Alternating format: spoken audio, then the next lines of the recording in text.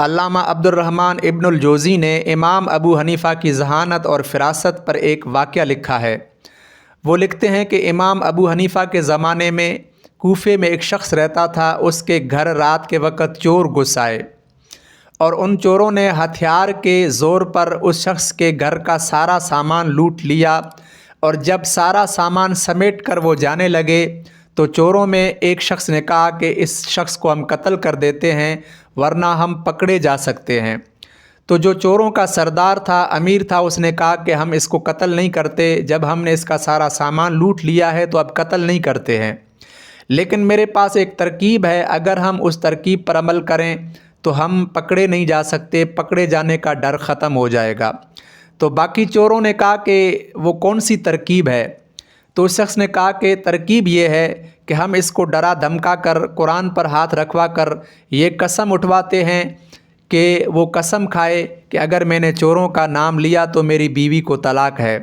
تو باقی چور اس بات پر راضی ہوئے اور انہوں نے اس مالک مکان سے زبردستی ڈرا کر، دھمکا کر، قرآن پر ہاتھ رکھوا کر یہ قسم اٹھوائی، اور اس شخص نے یہ قسم کھائی کہ اگر میں نے چوروں کا نام لیا تو میری بیوی کو طلاق ہے۔ اب ڈر کے مارے اس نے یہ قسم کھا لی۔ اب چور جو ہے عزت سے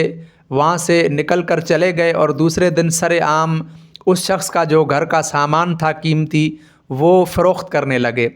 اب وہ مالک مکان اپنے گھر کا سامان دیکھتے ہوئے بھی کچھ کہہ نہیں سکتا تھا، بول نہیں سکتا تھا۔ اگر وہ بولتا تو اس کو وہی ڈر رہتا تھا کہ اگر میں نے ان کا نام لیا تو پھر میری بیوی کو طلاق ہو جائے گی۔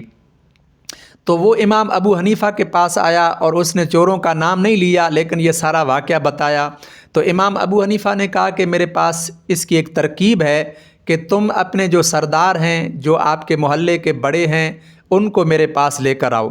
اور وہ شخص ان لوگوں کو لے کر گیا۔ تو امام ابو حنیفہ نے کہا کہ تمہارے اس پڑوسی کے گھر سے چوری ہو گئی ہے، اب معاملہ اس طرح ہے، اس سے ان لوگوں نے جو ہے نا قسم اٹھوائی ہے، اور اگر یہ بتائے گا تو اس کی بیوی کو طلاق ہو جائے گی، اب یہ پریشان ہے۔ اگر تم چاہتے ہو کہ اس کا سامان مل جائے تو پھر میں جس طرح کہتا ہوں اس طرح کرو۔ انہوں نے کہا حضرت ہم چاہتے ہیں کہ ہمارے اس پڑوسی کا سامان مل جائے اور چور پکڑے جائیں۔ تو امام ابو حنیفہ نے ان کو یہ ترکیب بتائی کہ تم ایسا کرو کہ وہاں جتنے بھی لوگ ہیں ان کو ایک مسجد میں جمع کرو، اور مسجد میں جمع کرنے کے لیے کوئی خصوصی طور پر ایک اعلان کرو، اور چوروں کو ذرے برابر بھی بھنک نہ لگے، اور ان چوروں کو بھی بلاؤ اور ان کو ذرے برابر بھی شک نہ ہو کہ اس بات کے لیے ہمیں بلایا گیا ہے۔ تو امام ابو حنیفہ کے اس بتائے ہوئے طریقے کے مطابق ان سرداروں نے تمام لوگوں کو مسجد میں بلایا، جمع کیا، کچھ کھانا وغیرہ بھی تیار کیا، اور چوروں کو بھی بلایا اور وہ بھی وہاں گئے، اور اس طرح جو ہے سارے محلے کے علاقے کے لوگ وہاں جمع ہو گئے۔ اب سردار تو چوروں کو نہیں جانتے تھے، اور اس نے اس طرح بتا دیا تھا کہ ہیں اسی علاقے کے، لیکن اس نے نام نہیں لیا۔ تو جب علاقے کے سارے لوگوں کو جمع کیا گیا تو چور بھی آ گئے۔ اب وہ بھی مسجد میں آئے، ان کو ذرے برابر بھی شک نہیں ہوا کہ ہمیں کس کام کے لیے یہ جو بلایا گیا ہے تمام لوگوں کو۔ تو امام ابو حنیفہ نے آگے جو ترکیب بتائی وہ یہ تھی کہ جب مسجد میں سارے لوگ جمع ہو جائیں تو ایک ایک کر کے مسجد سے باہر نکالنا اور اس شخص کو کھڑا کر دینا۔ اب جب چور نہ ہو، کوئی دوسرا بندہ ہو تو پھر یہ کہے کہ یہ چور نہیں ہے، اور جیسے ہی چوروں میں سے کوئی ایک مسجد کے دروازے پر آ جائے تو یہ مالک مکان خاموش ہو جائے، نہ ہاں کہے نہ کہے، نہ سر ہلائے، اس طرح تم سمجھ جانا کہ یہی چور ہے۔ اب اسی طرح باری باری لوگوں کو انہوں نے باہر نکالا۔ جب چوروں میں سے کوئی آتا، دوسرے لوگ آتے تو یہ بندہ کہتا کہ یہ نہیں ہے۔ اب جب چوروں میں سے کوئی آتا تو یہ بندہ بالکل خاموش ہو جاتا، اس طرح وہ ان کو الگ کر دیتا۔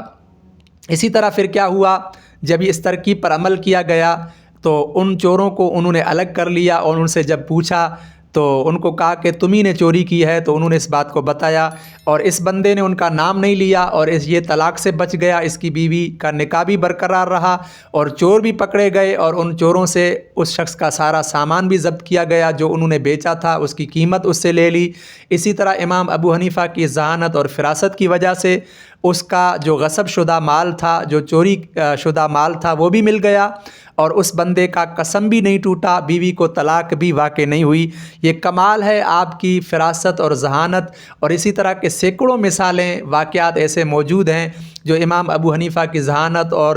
فراست کی وجہ سے مسائل حل ہوئے، اور اس دور کے کئی بڑے محدثین، کئی بڑے علماء امام ابو حنیفہ کی ذہانت، اس فراست، اس عقل کو سلام کرتے تھے، اور آپ کے ذہانت، آپ کے اس مرتبے کے معترف تھے۔